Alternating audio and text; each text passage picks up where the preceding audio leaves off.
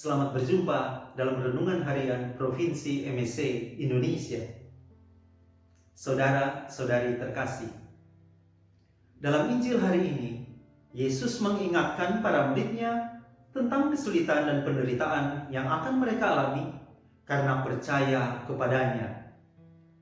Yesus berkata, "Kamu akan ditangkap dan dianiaya, dimasukkan ke dalam penjara-penjara, dihadapkan kepada penguasa-penguasa oleh karena namaku." Berkaitan dengan kata-kata Yesus ini, saya ingin mengangkat kisah Santo Cyrillus dari Kaisarea, seorang martir.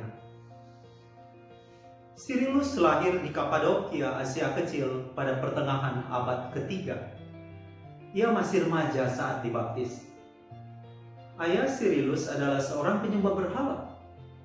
Ia sangat marah ketika mendengar bahwa anaknya dibaptis menjadi seorang Kristiani. Ia berusaha agar Cyrillus meninggalkan imannya. Ia bahkan menyiksa putranya untuk memaksanya menyangkal Yesus. Karena Cyrillus tetap teguh memeluk imannya, ia diusir dari rumah dan dijebloskan ke dalam penjara.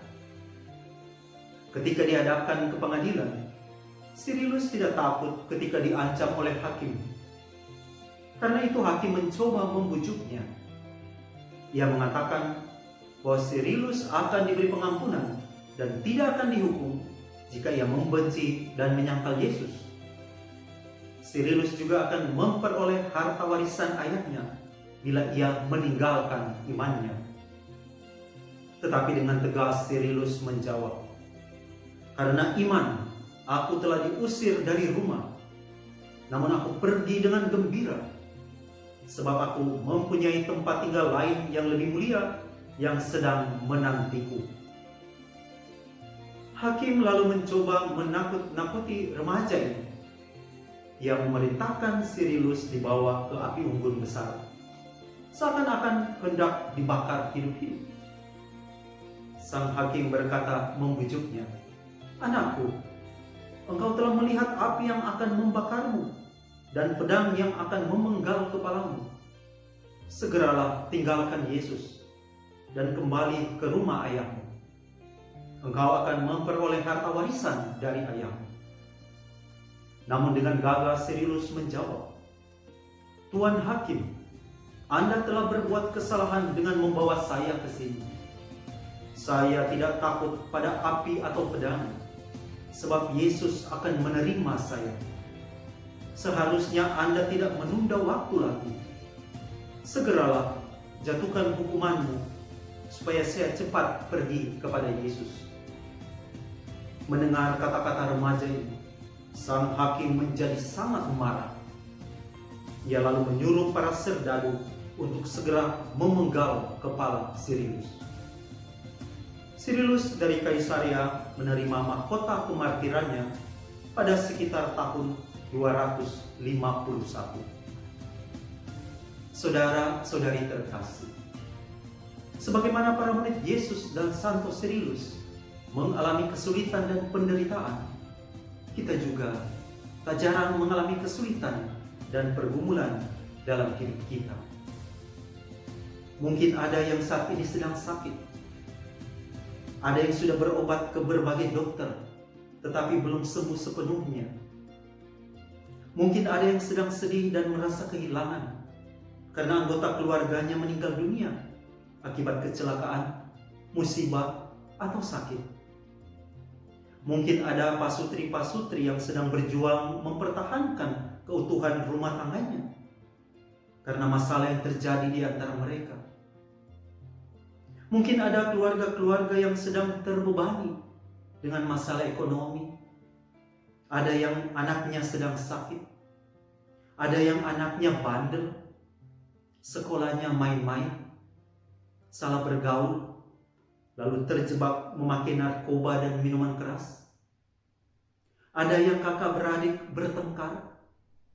Ada yang berebutan harta. Mungkin ada yang sedang merasa tidak berdaya dan hampir putus asa karena mengalami PHK, kehilangan pekerjaan, usahanya bangkrut, ditipu orang, bisnisnya nyaris tutup, uangnya dipinjam orang tapi tak kunjung dikembalikan. Mungkin ada yang sedang berjuang mempertahankan imannya seperti Santo Cyrillus karena mengalami penolakan dan celaan dari orang lain atau bahkan dari sanak saudaranya sendiri. Mungkin ada yang sedang merasa berat, capek, stres karena harus menjaga dan merawat orang tua atau mertuanya yang sudah lansia, sakit, dan rewel. Dan masih ada banyak pergumulan lainnya. Saudara-saudariku terkasih, kata-kata dan janji Yesus hari ini menjadi kekuatan bagi kita. Yesus berkata, "Tetapi tidak sehelai pun dari rambut kepalamu akan hilang. Kalau kamu tetap bertahan, kamu akan memperoleh hidupmu."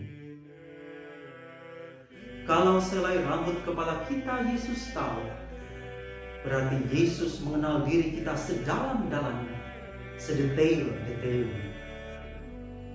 Yesus tahu persis kesulitan dan pergumulan yang sedang kita alami. Ia senantiasa mendampingi dan berjalan bersama kita. Yesus ikut memikul beban hidup kita. Iman kita akan Yesus akan membuat kita mampu bertahan dan memperoleh kehidupan serta masa depan yang lebih baik. Berkat Tuhan.